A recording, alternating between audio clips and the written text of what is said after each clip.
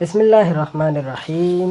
سلامونه او احترامات می قبول کړئ دوستانو. دوو خبرو یو مزدور باچا کړ.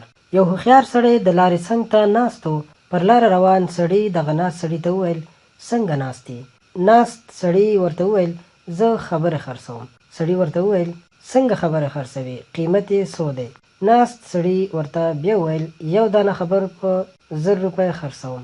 سړي وویل یو دانه راته ووایه چې څنګه ده. ده ورته وویل امانت کې خیانت مه کوه. لاروی څو ګامه مخکې لاړ، بیا یې زړه کې خبره تېره شوه چې راځه دا بله خبر هم واخله.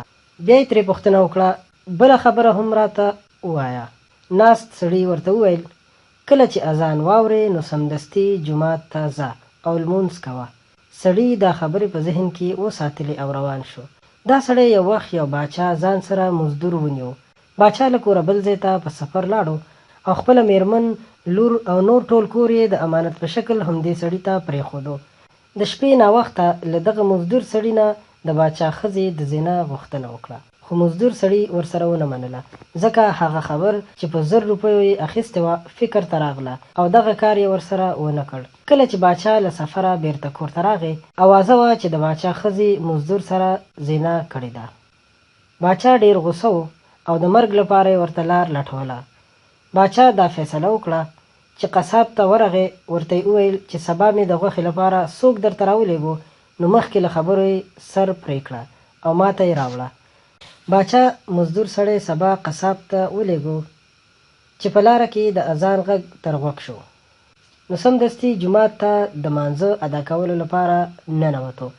د سړي په راتلو کې ډېر وخت تېر شو. باچا خپل زوی ته وویل چې ته ورشه چې قصاب د سړي سر ولې راونه لېږو او ولې پرې دومره وخت واړو، څه خبره ده؟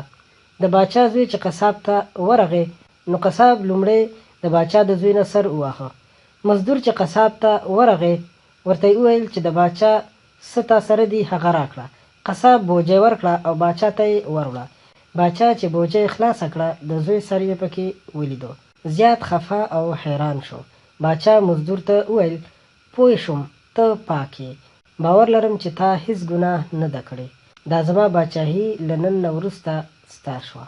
قدرمنو دوستانو، که غواړئ چې همدغسې نورې هم په زړه پورې کیسې، اسلامي او نور طبي معلومات تاسو سره شریک کړو نو مهرباني وکړئ زموږ چینل در سره سبسکرایب کړئ، ورسره خوا کې د ګونګرو نشان هم ووهئ چې زموږ د هرې راتلونکې ویډیو سره تاسو ته خبردار کړل شي او تاسو ترې خوند او ګټه واخلئ.